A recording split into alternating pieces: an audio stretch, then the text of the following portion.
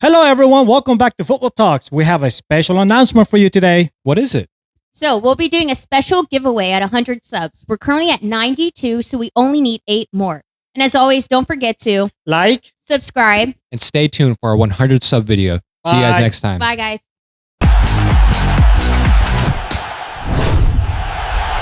Hey, everyone. Welcome back to Futbol Talks.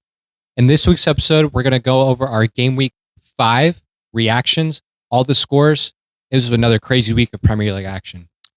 So starting off, we have the Liverpool-Everton game, which, as we have our Liverpool fan here, we're going to let him do his usual spiel about how they're the best team in the league, yada, yada, yada.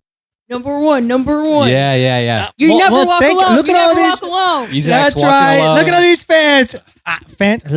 Haters. Hey, yeah, we are 5 points ahead in the table. So, of course, it's only 5 weeks in.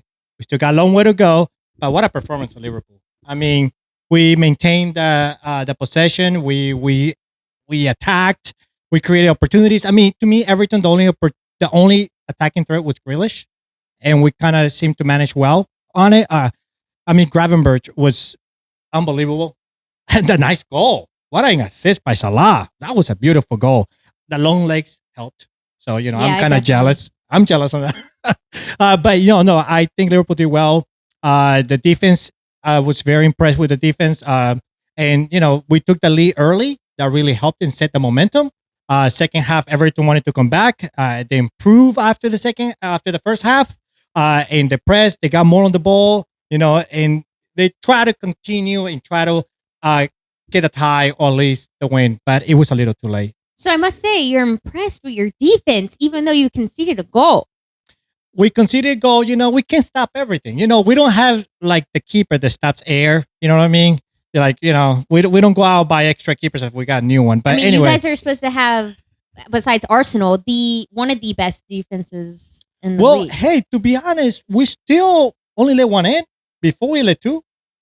Yeah, that is an improvement. I'll give you that.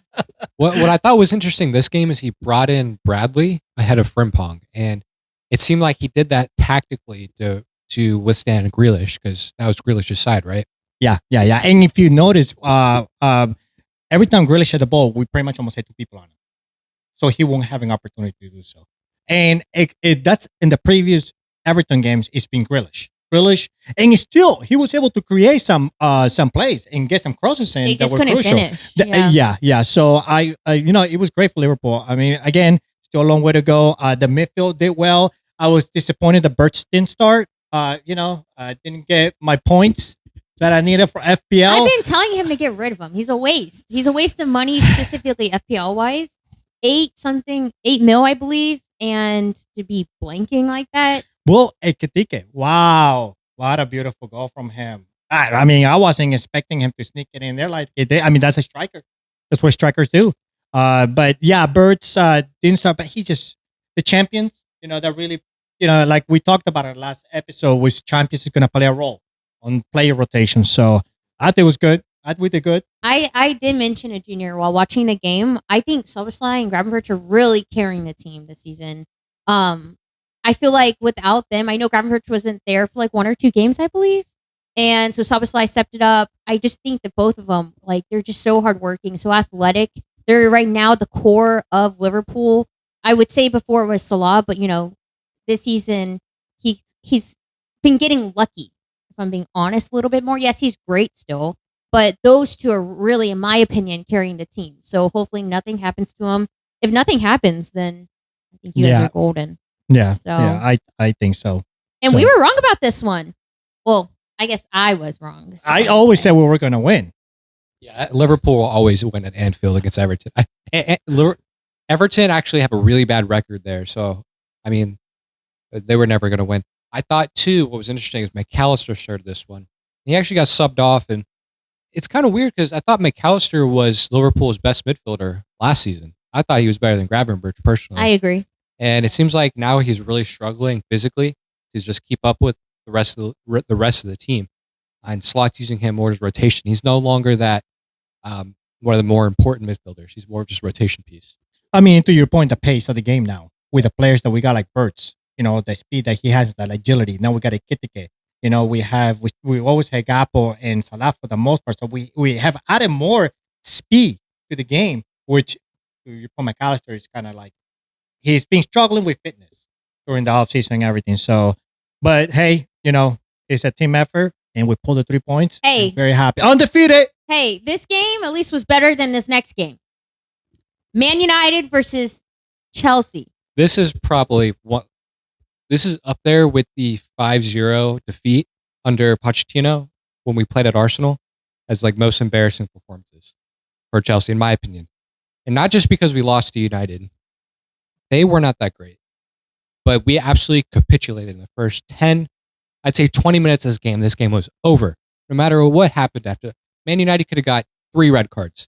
But the fact that Maresca goes and subs off 3 attackers within 20 minutes after going down to 10 men, I mean, that's horrific. I get, you need to manage the squad. You need to manage the formation. You got to manage the game. I understand that. United are a very physical side, and they were throwing a lot in the box, right? They have that 3 at the back. They have 3 huge center backs. But to take off the only point of pace in Neto on the field makes no sense. Apparently, Palmer was struggling with injury. So he subs off Palmer, and he subs off Estevao, which is a young kid. That's probably not the game you want him to play because he's not going to see a lot of the ball.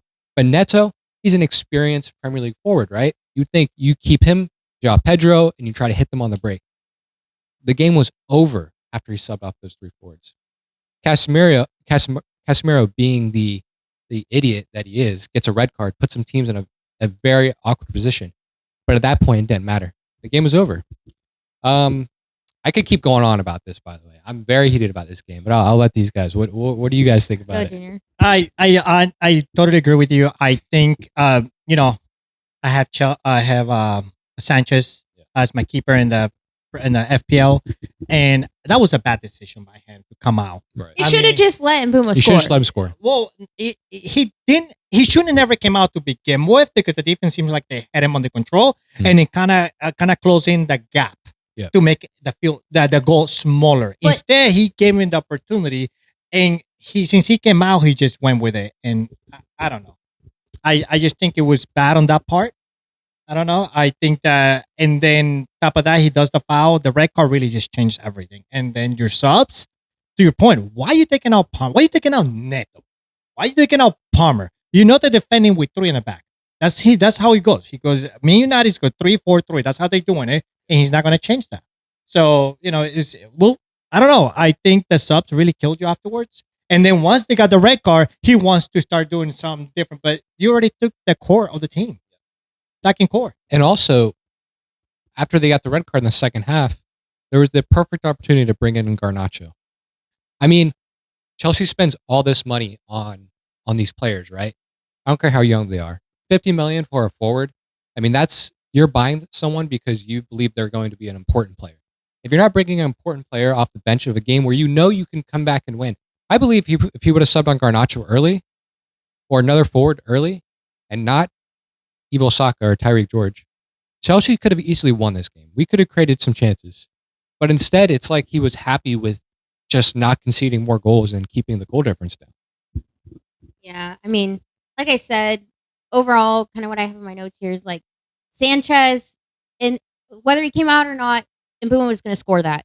He should have just let them score rather than get a red, which we talked about. The other thing is, I think, in my personal opinion, Trevor had a bad game. I don't care if he scored or not. A loss is a loss, so it doesn't matter. Sanchez and him were like in competition. Who could have the worst game, honestly? So Trevor, horrible. And then, like you said, taking out those attacking players, Pedro had no one to feed. And then kind of going back to what you said about Garnacho, like putting George in, not even putting Garnacho against his former team, who like players play better and usually want to score against their old team. How do you, like, I don't care if Fofana is asking for a sub. Like, in games like this, I hate to say it, like, you still have to go, like, okay, well, Fofana got his sub, but still, like, things, I don't know, in my opinion, like, the whole thing was horrible. It was aggravating. It was aggravating for people, for FPL, specifically us. I mean, I've tripled up on Chelsea and captained Pedro. And someone got Caicedo, by the way. Just saying. Don't be jealous. Just kidding. You have him. But I told them, I was like, watch me before the game. I was like, watch, because I got Caicedo. I've had the worst of luck this season so far for FPL. So I said, watch, because I got him, you guys, it's going to be horrible. Sure enough. Well, no, he got 4 points. He got 4 points. Yeah, but that's like, he's had more points previous games. Yeah. Oh, yeah, absolutely. But You still, but yeah. I don't know. The whole thing was horrible. And you know what? Chelsea just gave United the confidence to keep winning, which is. I will say, United are still such a bad team. Like, they did not play great. Like, after they got that red, it was just, they were just holding on. And I just, to me, that's such a failure of like sporting failure on Chelsea's part. You prepare so much, you buy all these players, make all these investments. And then when it came down to it, the moment the decisions were wrong, the subs were wrong, the players that went on the field were wrong. And it's upsetting, to be honest. Well, I guess if we sit back and kind of analyze the whole thing, we can easily say that now we know why Chelsea is the way it is. Mm-hmm. I mean, if you see your manager, your coach making those, to me, subs that should have never happened, you don't take out those crucial players and sacrifice them like that. Especially when you're down 10 men. What do it kind of represents how inconsistent Chelsea's been. Like panicky. Yeah. Yeah, but it's just funny though, because afterwards, apparently, he said it's because those players asked to be subbed off or needed help or whatever. And it was like, not all of them, but some. And I'm just still like, in crucial moments, unfortunately, sometimes you have to play with what you have. And also, like I did mention yesterday, I was like, you guys bought the team bus, right? The 60 players, however many, and then you boil it down, and it's like, okay, so now players are asking to come off with injuries. That's an issue. And then you're doing these crazy subs, and now you're stuck with players that you can't play the rest of this game with. So you bought these people for what? Really, for what? It just, yeah, I think, I don't want to say, this is just one game, right? Yeah. And I'm downing them because it's so aggravating. Well, and we captain Pedro, but like. Yeah, I mean, I agree it's one game, but you got to think Chelsea's now tied Brentford. They lost to Bayern Munich, and they lost to Man United. Well, Bayern, I mean. Well, I'm just saying all that momentum that they've had in the past, a couple months after winning the Club World Cup, which is great. And Maresca should get credit for that. But I mean, it's not good to capitulate this badly, in my opinion, in the past week or two. Well, I was just going to say real quick, that's kind of why, yes, to what you said, United are still not great. Let's be real. Like, if you guys actually play them with a full squad, I think you guys could have won this game. Yeah. I still think United are bad, but this gives confidence. And sometimes teams, all they need is confidence, right? So they've won past 2 games, and so maybe that guy can cut his hair soon. I don't know. Well, I think what made this worse, the red card is not a good thing, but I think the subs that were made. Yeah. I think that's what made it worse. I agree. I think that's just like, what? You taking out Neto, then you take out Palmer, and then when you bring the new subs in, they're not really attacking. Like, to your point, why would you not put in Garnacho? Garnacho, man, he would have loved to score in that game. He would have just done anything possible to putting it in that game. Especially with Emerin benching him so much last season. And then they were playing games for a little bit, but not keeping him. And then he's leaving him out of the squad with Rashford. Like, these are times you want to play those players. Yeah. And if I don't know if this is what happened, but like if Maresca for some reason asked him, do you want to go in? And he said like, oh no, I don't, the atmosphere is too hostile, or I'm scared. Then why are you being bought in the first place? Because that is a professional player and you need to step up, unfortunately. Is that what you read? No, I'm just saying, like, if I'm just trying to rationalize why he wouldn't bring him on. No way. Because in my mind, it makes no sense why he didn't bring him on. Well, they're saying Fofana is what I heard. Yeah, but those were Gusto. Gusto subbed on for Fofana. But like, I guess it changed the concept. I know, because Tyreek, he could have gone in for George, but like, I don't know. Yeah, I feel like with one change, then he switched another and thought maybe I can't get an Enzo Maresca's head. I don't understand. Yeah, Listen, Garnacho was ready to come in. If you, I don't know if you noticed, but the camera pointers and when Maresco was talking to his assistant and looking at the video, Garnacho was like looking over, like, yeah, let me pay attention to this because I'm gonna go in. Well, he was giving him the ready game to go in. plan. Yeah, so exactly. So he should have come in before the previous two subs. I mean, before Fofana was subbed. Even if, come on, Fofana, come on, stick in there for a little bit more. You know, they're the we need attacking numbers. They're only defending with 3 players. So let's put some force to put some pressure. Pedro tried what he could. Yeah, Can't do it alone. but yeah, it was something to talk about, as you can see. Yeah. So it was definitely a game that I thought they had it in the bag. Unforgettable, to be honest. Yeah. Hey, but Cunha came back from Man United. I saw him back in there. Yeah. He was a little, he did some. I felt like he was a little non-existent. A little rusty. Yeah. A little rusty. Yeah. Yeah, I'll say, like you said, good confidence for United. So I think going forward, at least FPL, you can kind of look at some of their players now that Cunha's back. And for Chelsea, I think we'll be okay. You can drop their players. Yeah, I think we'll be okay long term, but we really just need to win this upcoming weekend. I think we play Lincoln, and then we play Brighton at home. So if we can just get back on track, because I'll tell you what, looking at the table, very close for all of them. City, Arsenal. We'll talk about that game later, but it's very close right there, except Liverpool. But well, talking about confidence, what about Sunderland against Aston Villa? Oh my What god! about that game? Oh wait, I must say this week was full of a whole bunch of red cards. Even for champions, like if you think about it, like tons of reds. I mean, I like it. It makes things interesting, but at the same time, it's like then we get games like Chelsea, United. Yeah. Well, and that's because of the VAR. You know, I think if we didn't have the VAR, those records were probably not been called or scrutinized or looked into as much as they did, because they're like looking at every frame of the game. So they're analyzing it. So when they think it's a record, they put it up. But yeah, to your point, that is the game is being put out there. But congrats to Sunderland, though. Like you said, we were hoping that this would happen last week. Them and what was the other team? Leeds. Finally on the score sheet. Like, that's amazing. Honestly, this makes me happy. Sorry if you're a Villa fan. Man, if you're a Villa fan, you may want to find another team, because what is happening to Villa? I don't even know. I think I said this last video. I still don't know what changes need to be made with that team right now. Yeah. I don't know if it's lack of confidence. They can't finish. The midfield. They bought players, but nothing's happened. I think they're just relying on Watkins a lot, and he's in really bad form. He had a couple chances today where he was literally right in front of the keeper, and he just passes it to him. No confidence. Yeah, you can tell something it's happening. I mean, Sunderland got the red card like at the 33rd minute, so there was more than like a whole half and another almost half of the first half for Villa, with one more man to take advantage of playing against Sunderland. And the previous videos we discussed how they're attacking. It seemed disorganized. They don't seem in sync.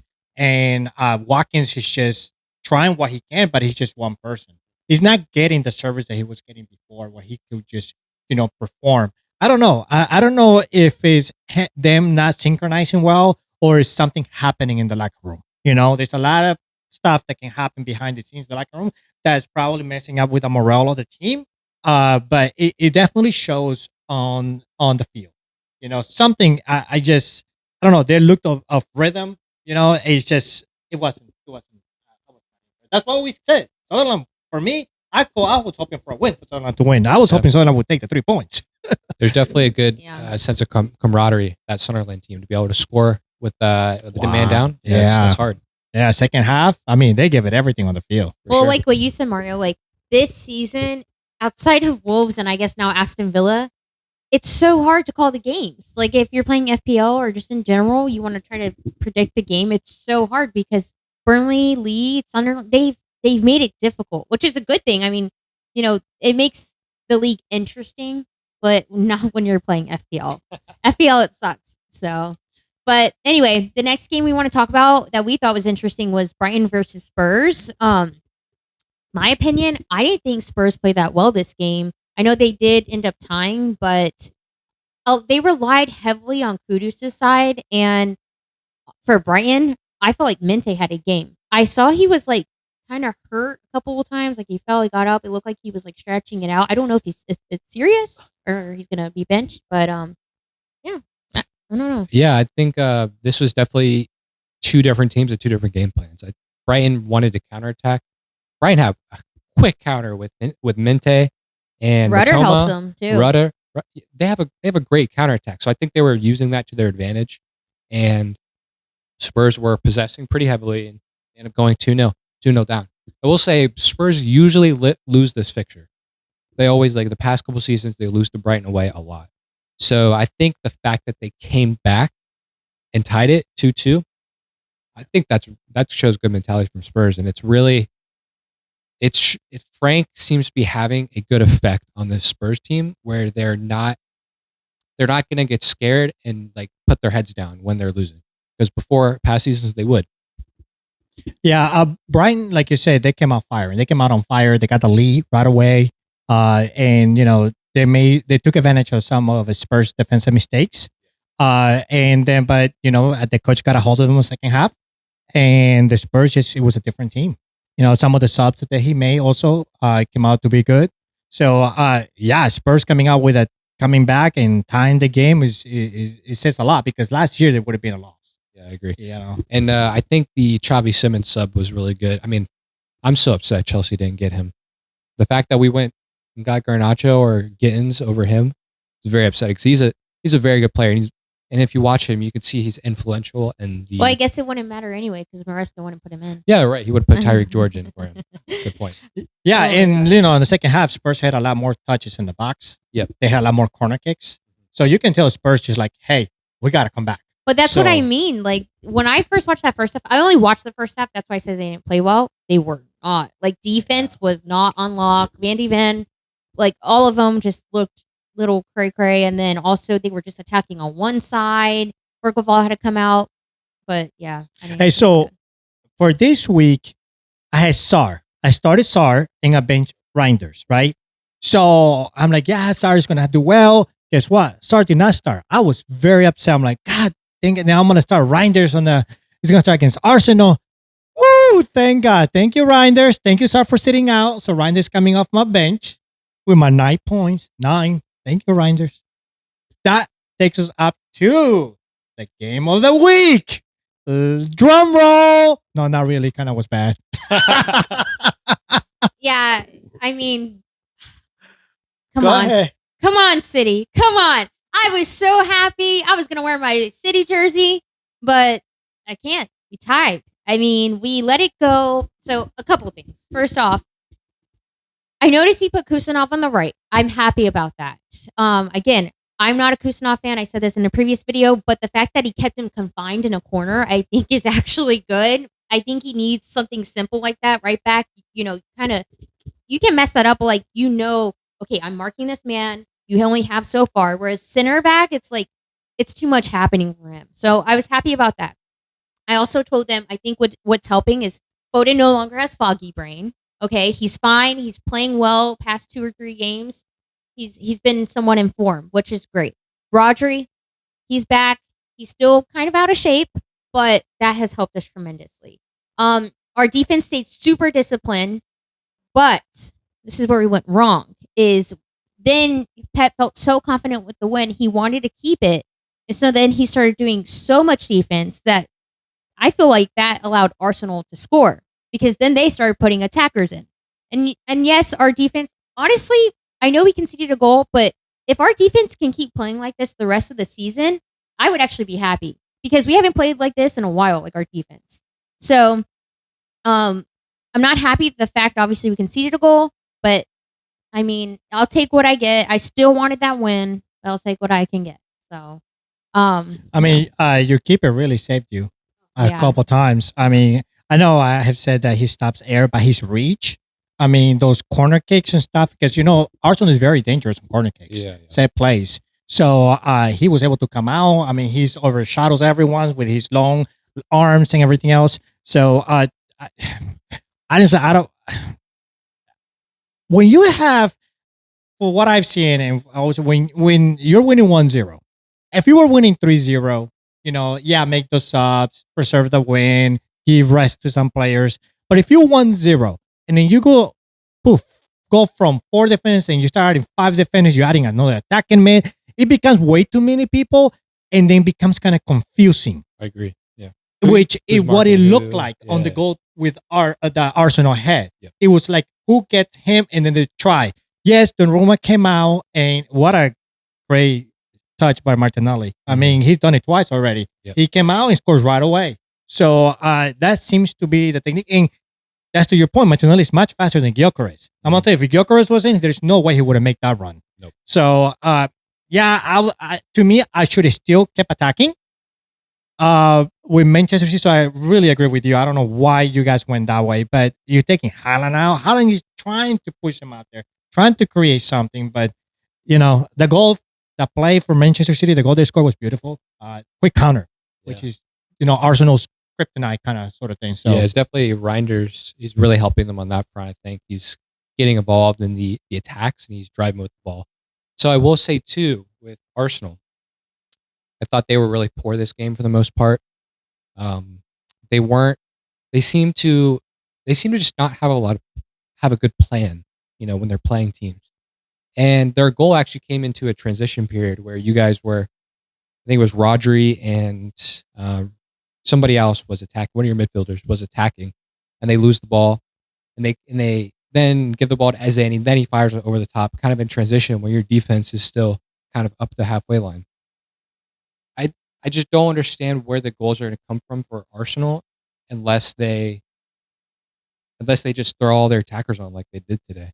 It just seemed like they were just struggling to score, which is weird because they have a lot of talent. So I don't know if Arteta's setting them up this way and they're just hoping to draw. I mean, it's kind of like the Liverpool game when they played Liverpool. They just seem like they don't really want to attack quickly. Well, I mean, he's tried to create like putting Madueke and stuff like that, but the way you build the team is all about the possession part of it. Yeah. It's not really about having the speed now that Manchester City has with Reinders and you got Foden back and you saw Haaland's run. I mean, he came from behind. Reinders had the ball. He took off. Haaland literally took off, which gave Reinders the opportunity. And now Saliba, I think it was a defender, he couldn't decide whether to press Reinders because if he pressed him, then Haaland would have been wide open, which it happened anyway. Salah? Sorry. Goal, Salah, No. Haaland, not Salah. Ain't Haaland, man, what a killer. I mean, he's a finisher. So in form right now. Yeah. Oh my God. He is killing it.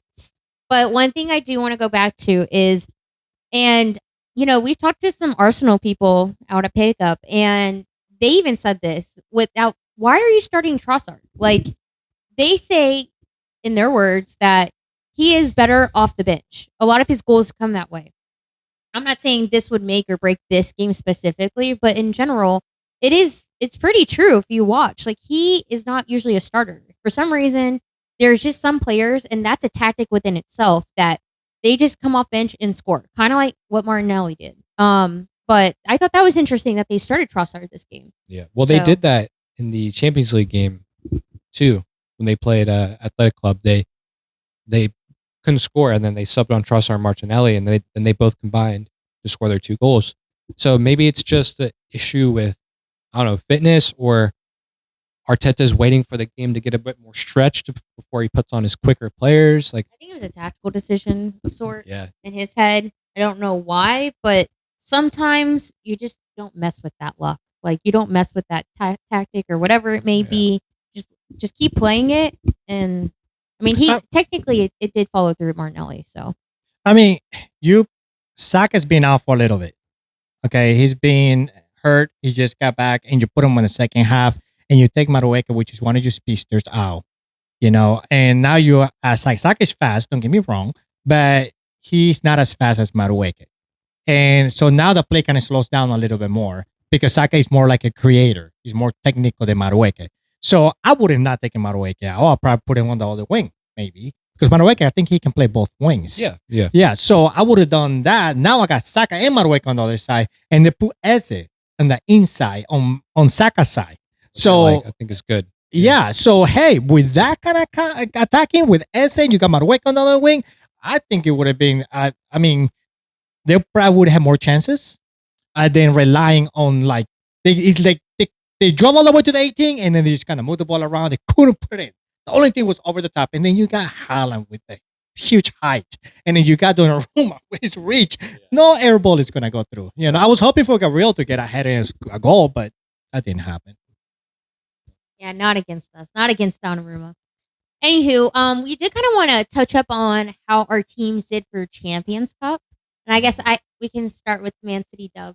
All I gotta say is, KDB, it was great to have you for a little bit. Wish we still had you. Okay.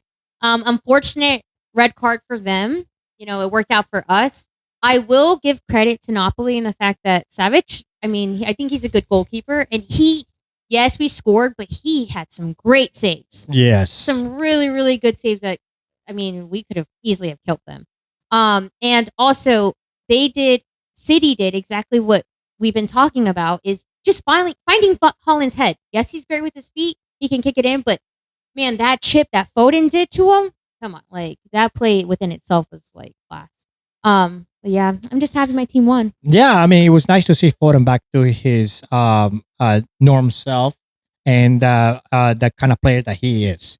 Even in against Arsenal, he also showed that hey, I'm back. I'm no longer having whatever he was having. So, but the midfield did look strong against Napoli. Yeah, the red card was unfortunate. It was early in the game, so it kind of changed everything for Napoli. It changed the momentum of the game a lot. Yeah, usually does. Because you don't know, you're losing. He was the captain, wasn't he?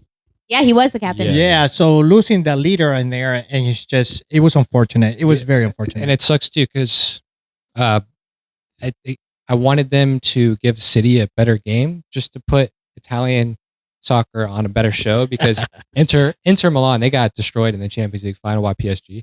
So I think there's kind of a bad stigma around Italian clubs. I was hoping that the champions of Italy would come to England and show that there's good football everywhere. But Napoli fan over here. But I think, like we said, I think if there was no red card, they could have shown that. Yeah. So, but there was another team that's also playing the champions in Chelsea. Chelsea versus Bayern. Yeah, so this was definitely not the ideal start for Chelsea. That's why you stay quiet over here. You didn't want to bring it up. I was waiting for him to bring up his own team, but I forgot it was the loss. So yeah, I would just say I actually don't think Chelsea played that bad this game. Bayern are just honestly a class above us. I think they're really good. They're favorites to win it, in my opinion. They probably have. Kane is up there with Haaland. They're probably they have different skill sets, but that guy's a killer. Yeah, pure striker. Their press is insane, and the fact that it was an away game too wasn't that great for Chelsea. But I'm happy that Palmer, he played well that game, and yeah, there's some positive signs. I'm just happy that Chelsea's back in the Champions League in general. But yeah, so I think we can only get better from here. Yeah, there was a lot of mistakes on Chelsea's side that really helped Bayern. Which they took advantage of. Which I think was nervousness, in my opinion. Yeah, and then the subs that Chelsea made didn't really make a difference on the game, and that's why the difference of a lot of the teams like Arsenal. Arsenal has freaking 2 full squads. Having the experience depth that is going to try to make a difference. We just spoke about Trossard and Martinelli, and all the players can come and make the difference. So, seems like a lot of mistakes are made, and we also saw on the game in the Prem game, same thing against Man United, some mistakes. So I don't know. I'll hope they gather their rhythm and their focus on not, of course, no one is perfect, but perfecting it better and coming off the back, especially the defense side. Defensive side, you can't make mistakes, unfortunately, because teams like Bayern, oh my God, you'll pay for it. Yeah, right now. This is just my prediction. I think the teams to go towards the end of it are Barca, PSG, Liverpool, Bayern, and I don't know how I feel about us. Those are honestly the teams I could see going to the end. And out of those teams, I actually prefer Bayern to win it. So I don't know. Well, hey, it's Liverpool. I don't know what she's talking about. She's just hating. I'm just so over. And I know you wanted Barcelona. right? Yeah, well, I mean, if we chose those, yeah, if they there's do. a team that plays in blue, dark blue, that No, I want to win. Let's be realistic here. For real? I mean, listen, I'm going to be honest. Chelsea have always been able to be the underdogs in the Champions League. 2012, 2021. Okay. So I'm not going to write us off. All right. So then I'll include my team there too. There you go. And then we'll win it. You got to back it. Hey, I'm definitely saying Liverpool's going to win it. This guy's back in Liverpool. I got to back the Blues. All right. Yeah, definitely. It's going to be red all over. Liverpool red, just like the blood. This is what we hear on the pod. Outside the pod, it's different. Okay. No. So no comment on that. That's hating. That's hating. I'm not hating. Trust me. Go and they, so that's what happened. But guess what? Dude, Liverpool also represented in the champions, and it was Liverpool versus Atletico Madrid. We took the lead very early, and that really helped us because what a nice goals from Atletico. My God. Yeah. They're just missing Julian Alvarez, man. Oh, yeah, because Julian, I'm a fan. Yeah, I like the way he plays. And he can shoot that ball from afar. And very creative. Yeah. Creative and opens up, knows how to find the spaces. But no, after we took the lead, they came up, they tied us the game. And again, the last minute, we came back and won it. Yeah. I know we did dominate a lot of the game. And Atletico took advantage of the few opportunities they had, which, hey, I'd rather have that than possessing the whole game and not scoring at all, So, and, the coach, Atletico's coach got a red card at the end. I saw that. Yeah, that guy's crazy. Yeah, but, as you can see, Liverpool's still struggling with the defensive side. We kind of gave him too much space, and he took advantage of it. And again, luckily we came back with a win. So we'll see. It's going to be interesting, champions as well. Yeah. So can we keep a clean sheet all the way across? Not a clean sheet. I'm sorry. Can we keep a winning streak? I'm so tired of hearing about his team. So we're going to move on. We're going to talk about Mario using his wild card this week for FPL. Yeah, so I used my wild card, and I'll say I did it because I had a lot of, basically you call them fires I had to put out. My defense was really, really not good. I had Rodgers stuck in my middle. I had Wirtz stuck in my midfield. And my goal this year is to not take any minuses if I don't have to, right? So like if I have players that are fit, I don't want to take minuses. Now it's different if like I have a bunch of injuries and they're not going to play. It is what it is, right? But so I was like, let me just reset my team. Let me get set up. Arsenal have a good run of fixtures coming up. So I was trying to get some Arsenal players. I wanted to get in Semenyo because at this point, he's the new Salah. Everybody has Semenyo. So yeah. Or they're captaining Semenyo. Or they're captaining. And I was scared if I didn't have him that left in the dust. I was going to be left. And he's affordable. Yeah. Not unlike Salah and Haaland. Exactly. And he doesn't need a whole team. But so you made these changes. How do you think it went so far? So I'll say that, of course, this week was a very low scoring week for everybody, I think. Not a lot of people did great. So this week I think I got 45 points this week, but I'm still happy with it because long term, like I said, I'm set up now where I can bank transfers for the next couple weeks. And then once the fixtures start turning for Arsenal, I can get them in, no problem. Also, I'm trying to prepare myself or prepare my team for Isaac or Ekitike because I want one of them, but I'm so scared. I keep hesitating to get them in because I really want Isaac because I think everybody knows that long term he's going to be the starting number 9. It's just the rotation risk there, Yeah, and something to be aware of. But hey, we wish you luck on the remaining of the FPL. Not too much luck. Not luck. Too much luck. No luck. Luck in where he can finish in third place. Yeah. Third, fourth place, first, second, third. Haters. No. First, cup winner. Okay. Oh yeah, we coming after you, cup winner. Wherever y'all finish, y'all finish. Hey, as always, thank you so much. It's been another great week of Premier League, and please don't forget to like, subscribe, and hit that notification button. And we'll see you guys next video. Bye guys. Everyone.